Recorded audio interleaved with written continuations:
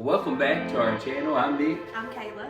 And today we're going to talk about handling unsolicited and unhelpful advice. Was it your deodorant?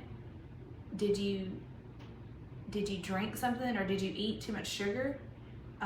They wanted advice on how to keep them from being in my seat. You know, what did you do wrong that caused you to have cancer? Because I don't want to do that. Mostly, the most of it was deodorant. Like, oh my gosh, you must use XYZ deodorant, and that's what caused your cancer. I don't want to use that, or you shouldn't use that. And it made me have so much guilt. So that's number one. So don't do that. And the second thing was, oh, well, at least you get a free boob job out of it.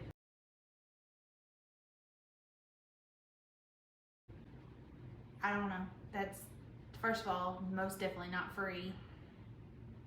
Yeah, and nothing about, that was probably the most offensive thing that was said, because you're going through a time where you're losing almost all your vanity. Oh, absolutely. No, absolutely all your vanity. And so for someone to say something so cosmetic or so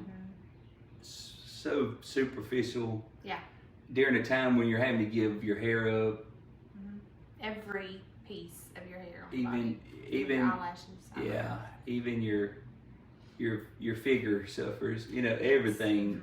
You go through it. So during the shedding of all your female glory, you're gonna get a free boob job out of it. I mean, that's just, that's no, that's tough. It's hard to be graceful about comments like that, but they're trying to find that silver lining behind the cloud. People don't realize what you're going through. They haven't really internalized the layers of this process and how deep the emotions behind this all are. They just say, well, what is the good part of this? Oh, a free boob job, get a lift job. Well, no, that was no help. No, another thing that was hard to hear and hurtful was, well, at least it's the good kind of cancer.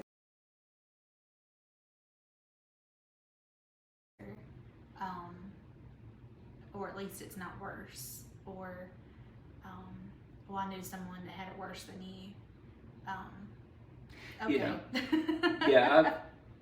They don't know. There's no way to judge good and bad from just. There's good cancer. There's no good cancer. Now there's stages. There's types, and yours actually wasn't. It was actually a bad type, if there is a type. But there's no. It's all bad. I know. It's all bad. How do you justify that when it's? At least it's the good kind of cancer, I suppose, because you weren't going to drop dead instantly. Then they feel like that's a good kind. Yeah. But there is a good survival rate, and that's important to remember. Breast cancer, in a way, they have a right. There's stuff like, my cousin's sister's neighbor's daughter's friend had breast cancer, and she said that she did this home concoction and she cured herself of cancer. And we got a lot of that, and more so you than me, I think. Well, we did try everything that we felt good about. When we went to the doctor, we had talked to them, and we knew that your cancer was very aggressive. But we did try, remember we had a discussion, and we tried some things that we felt good about. Yes. So we did alkaline water. Yes. We would try to eat things that we thought were really clean and healthy. What's some of the other things we did? You would make me green tea. Did a lot of green tea, a lot of ginger tea with a little honey in it. Dabbled in a little mushroom tea, but then we switched to mushroom coffee, and we still do that to this day, which we very much enjoy. And the truth is, between the treatments, the chemo, the radiation, the medicines, the mushroom coffee, alkaline water, vitamins, you don't really know what does the trick. You really don't know. It may all do the trick. A part of me thinks that the trick is faith, that it's all going to work out.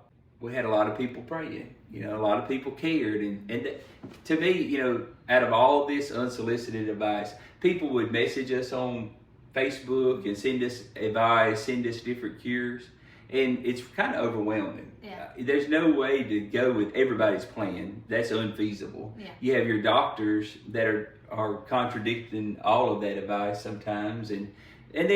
But they also, the doctors did tell us when we went and visited them, like, look, there may be some things that you do experimentally that actually really work. And they didn't indicate that they were against that. They actually indicated, hey, if there's something you feel like really, really worked, don't be afraid to tell us. We want to know what's working and what's not. Yeah, just I think, communicating with your doctors and saying, hey, is this okay? This isn't going to do more damage. And if they give you the green light on, I don't necessarily, they're going to say, we can't say that's a cure or it's going to work, but it won't hurt what you're doing. It won't interact with the medicines that you're on currently. Then go for it. You have to go with what your gut instinct and what you feel comfortable with. You remember when we tried to drink baking soda? No, you did it. I didn't do that. That was wild. Then you found alkaline water, and I was like, okay, I'll do that. It's important to understand that the people that are reaching out to you, even with some unsolicited and pretty much unhelpful advice, those people are still more caring than those who don't reach out to you at all. You find out during a situation like this who your friends are. You find out who in your circles really care. And then you also find out those who, and you do, and I'm going to sound petty, but you do remember those who never ask about your person. Or they never ask how things are going, or they never really seem to have sympathy. Sometimes people can be super cold or just super into themselves. And, so you have to remember that those who took the time to write, I remember I've got several texts of just people that spent a lot of time sharing their stories about home remedies. And we did some of that stuff. We applied some of that stuff. And so that's showing love, even though it was unsolicited and somewhat unhelpful. That's still them showing love more so than those who never reached out. Yeah, and those weren't as bad as when you're walking in Walmart and you have someone say stuff like, oh, well, my sister, she died of that exact cancer last year.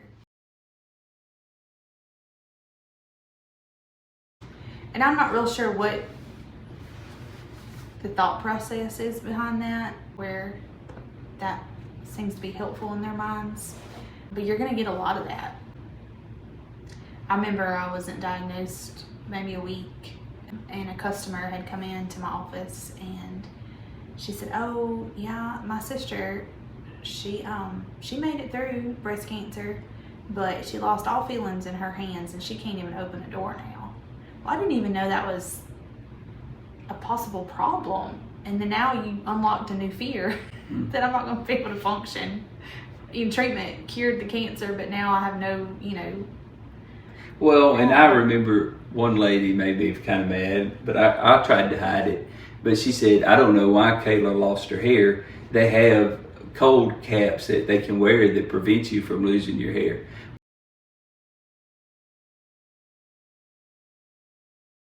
Well, that's not true of all chemos. Yeah, it's, first of all, it's a very expensive thing. Some insurances don't cover that. And it's not that high of a success rate. And my oncologist said, don't waste your time or money. So yeah, that was unsolicited, but thanks for that. Well, it's offensive. Yeah. Because they don't know what they're talking about. Yeah. I don't know why Cayla, people can be really harsh. This wasn't advice or unhelpful advice, but like people can, just a side note, people can be really tacky. You know, we went to church one Sunday and there was a bald mannequin.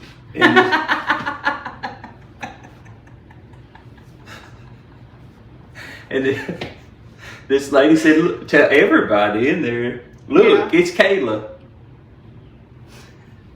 It's still important to remember, now not in that situation, but it's still important to remember for the most part, people are meaning well. They're trying to help. They're showing a concern in their own way. I think it was probably one of the most helpful tools we were given was one of our first doctor visits with the surgeon. Mm-hmm. And she said, look, and that was one of our very first doctor visits. Yeah. And she said, look, here's the deal. Right now, for this year, talking to Cayla, you're going to have to be the patient. And your job is to look out for you. Mm-hmm. So, like, this is that 1 year where you're going to have to be super selfish. Mm-hmm. The priority is you. And then she looked at me and said, and you're the primary caretaker.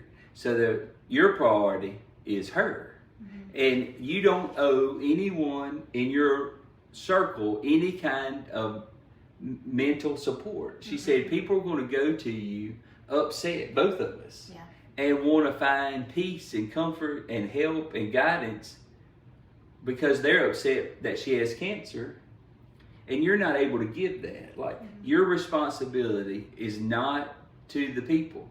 During this time, your responsibility is to be a patient. And there were times where Cayla would get upset or depressed, or even especially with Kayla's like super mom. And so when it comes to the kids, like she would get depressed about not being there for the kids and missing out on stuff.